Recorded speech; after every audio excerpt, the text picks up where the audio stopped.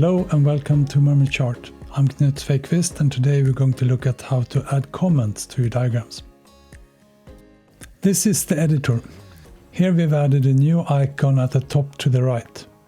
This icon opens a panel for comments. You can add comments using the text field at the bottom, and I will add a comment about how nice this state diagram is.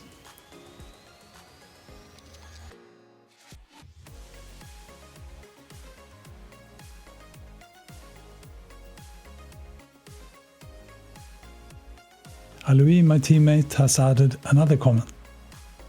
I will reply to it.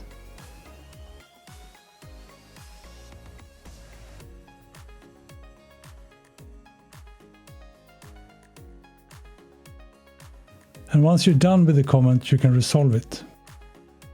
Then it is no longer displayed among the active comments, but can be seen in the list of the resolved comments. If I add nonsense in a reply and later thinks better of it, I can delete the comment.